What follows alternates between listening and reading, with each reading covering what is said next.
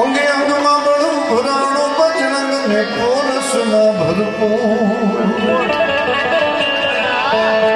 બજરંગ ને પોરસના ભરપૂર એવી એ નજરું ઝડપ એને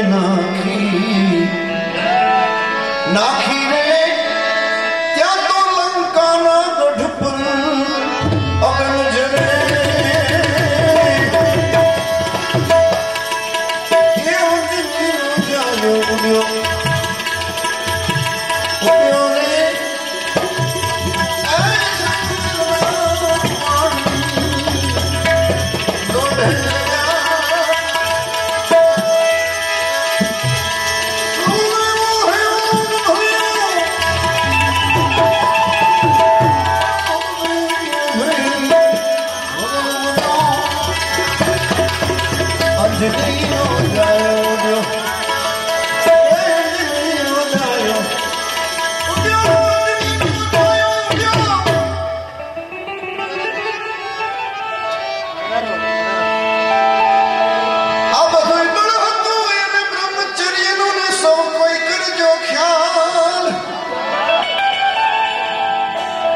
જેની વૃત્તિ હશે ડોલતી કવિ કાગ કે એની કાયા થશે નિર્માણ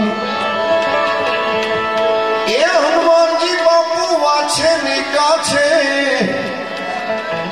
જબરા રે એ વજન ના એને તો તાળા જડ્યા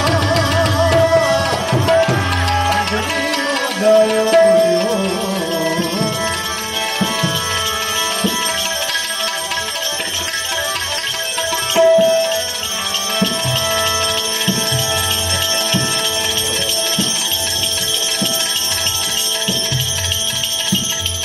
આવી જેને ભક્તિ કરી છે ને એની નાનકડી ડેરી હોય તો મસ્તક ઝૂકી જાય. 7 માળનું બિલ્ડિંગ ભલે ને એકલાએ બનાવ્યું હોય. હમણાં બોમ્બેની અંદર રિલાયન્સ ના માલિકે બનાવ્યું છે બિલ્ડિંગ બોમ્બેમાં, પણ અહીંયા માથું ન ઝુકાવાય. અને ભલે ને આ 7 ફૂટની ડેરી હોય પણ અહીંયા મસ્તક ઝૂકી જાય. પાઘડી ઉતારીને પગમાં પડવું પડે. મારા બાબા આપણે 7 ફૂટની 7 માળની નોંધ જાય. આવા કામ કરી ગયા છે. ગંગા સતીના ભજનમાં છે કે હરખ કે શોકની જેને આવેલી છે એને હરખે નહીં, એને શોકની બસ સેવા જ કરવી છે. આ કોળી ઉભા હોય હનુમાન હાજર બાપ રામનો હુકમ.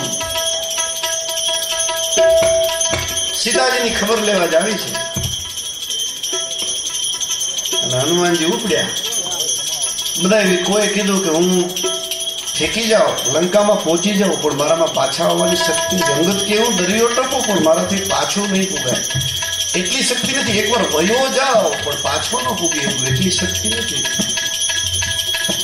જાંબુવાન કે હવે બુઢાપણા આ બધા પોતપોતાની નબળાઈ વીંડા દેખાડવા. ત્યારે હનુમાનજી શાંત ચિત્તે ઉભા છે. પછી બધાએ કીધું કે હનુમાન બજરંગ થા બાપ બેઠો અને લીધું કનક બુધરાકાર શરીર સમર ભયંકર અતિ બલવીરા એવું રૂપ લીધી. હનુમાનજીએ કૂદકો મારીને ગયા.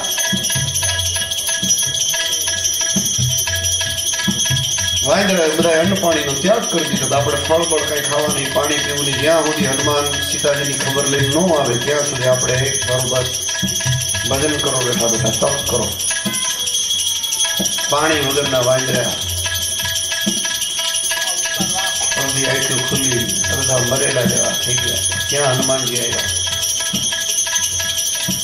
હળવળાટ થયો. બધા વાંદરા હળવળાટ કરી હનુમાનજી આવ્યા. સીતાજીની ખબર કાળામાં અશોક વાટિકામાં છે. પછી તો મારે પૂછડે લુગડા બાંધ્યા અને મને હળગાવવાનો પ્રયત્ન કર્યો. લુગડા લંકાવાળાના, ઘાસલેટ લંકાવાળાનું, દિવાહળી લંકાવાળાની. મેં તો ઠેકડા માર્યા, લંકા હળગાવી. ઓહો, તો તમે રામનું અડધું કામ કરીને આવી ગયા કેમ? કોઈ હાર મીડા પહેરાવા, કોઈ હનુમાનજીને પકા મીડા ભરવા, કોઈ હનુમાનજીના મોઢામાં મીડા ફળ ને ફૂલ મૂકવા મીડ્યા. ઓહો, હનુમાનજી તમે ખબર લેવા અને રામનું અડધું કામે કરતા આવ્યા. હાર પહેરાવ્યો તેથી એને હરખે નહોતો થયો. અને પાછા જ્યારે લંકાની અંદર બધા વાંદરાઓને લઈ અને ભગવાન રામ સેતુબંધ પાળ બાંધી અને રાવણને મારવા જ્યારે ગયા ત્યારે રાવણના દીકરા મેઘનાથનું બાણ વાગ્યું લક્ષ્મણને અને લક્ષ્મણ મૂર્છિત થઈ ગયા. ખોળામાં માથું લઈને રામ રડે છે ઘરે દુશ્મનનો પ્રદેશ કાળી મેઘલી રાત.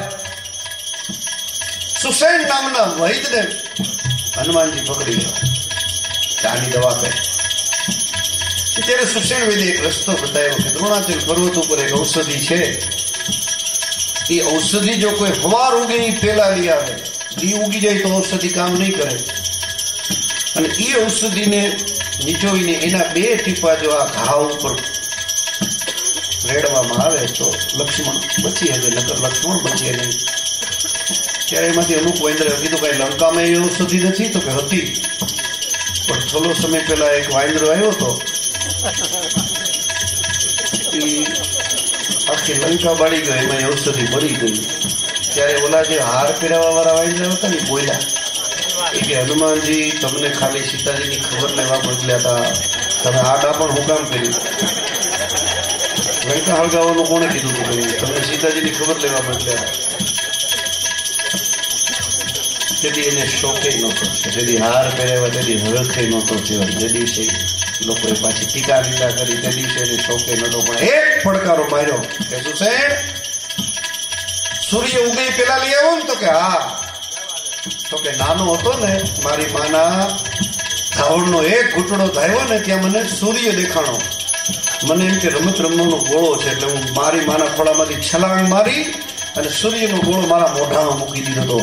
હવે આજ તો હું મોટો થઈ ગયો છું, ઉગે હું એની 13-12ની વાત છે સૂર્યને ઉગવાનું. આ રામના કામ કરી હતી. ઘડીકમાં હાર કરાવેલો ફૂલાઈ જાય, કોક ટીકા નિંદા કરે તો અરે મર્યા મિયાની વીજળી થઈ એનું કામ નથી. કારણ કે આ તો માર્ગ સુરાપુરાનો આમાં કાયર નરના કામ. કારણ કે માર્ગ જ એવો છે. આની અંદર કોઈ ફૂલડા પહેરાવે તો સમજવાનું વાહે જોડાનો હાર આવે જ છે. તૈયારી રાખવાની હિંમત હોય તો ફૂલના હાર પહેરાય. દુનિયા બોલે એને બોલવા દઈએ આપણે રામ ભજનમાં રહીએ. કારણ કે ગજબની તાકાત છે મિત્રો આ માર્ગની અંદર પગલા માંડવા. નહીં તો જેને માંડ્યા એને પૂછો. ઝેરભાઈને મારી નાખવા સુધીની તૈયારી જો રાણો કરતો હોય તો એ મીરાની હાલત કેવી હશે? નરસિંહ મહેતાને નાચ બાર્યો મૂક્યો હશે જેની નાગરી નાચે. આજે બધા પૂજા કરે છે એની મૂર્તિઓની.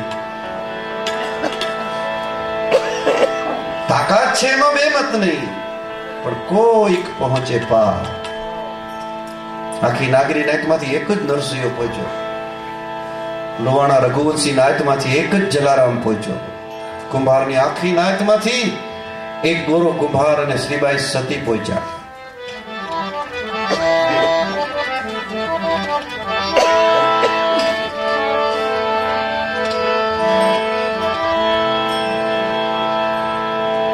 એવી અજમલ રાજા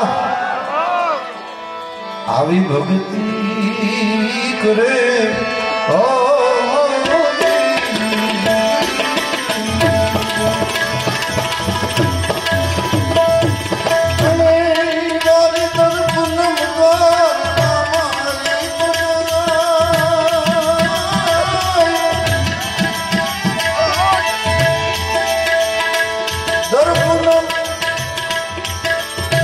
દ્વારિકામાં જા મિણત દે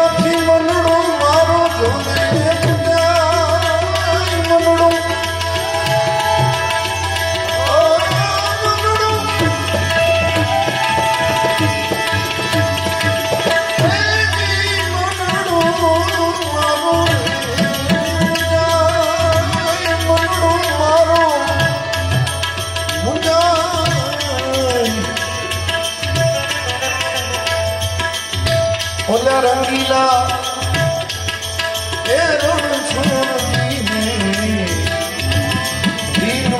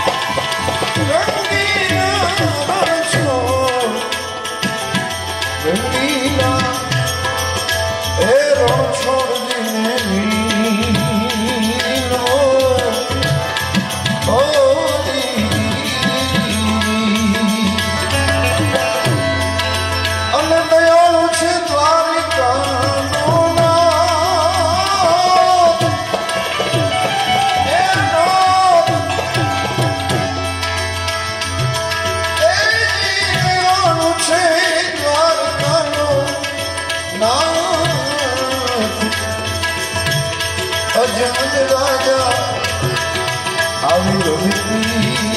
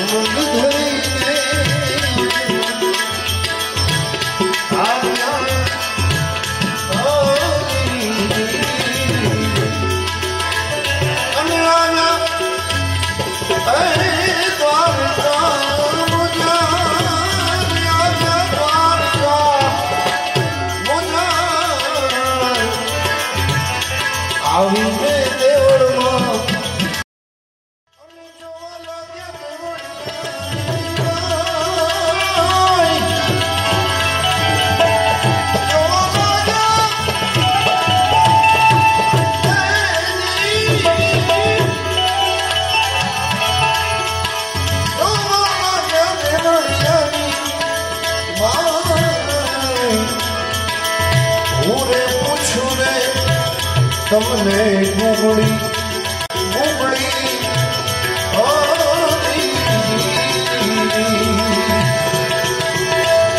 આમાં ક્યાં છે મારું તારી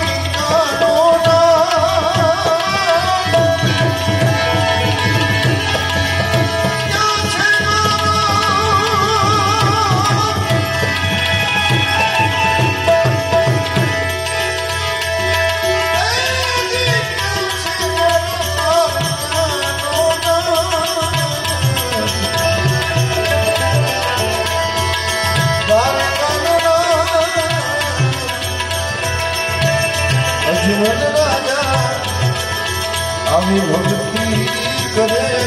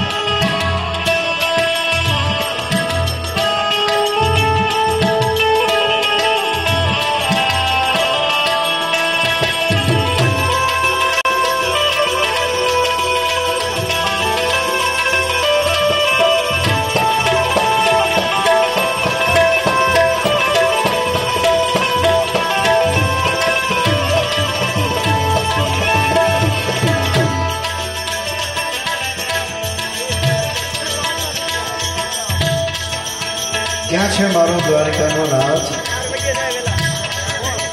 આપણે બધા દર્શન તો કરવા જાય છે, પણ ભગવાન મળે છે? આ તો એવો મહાપુરુષ ઠેઠ રાજસ્થાન પોકરણગઢ થી આવ્યો.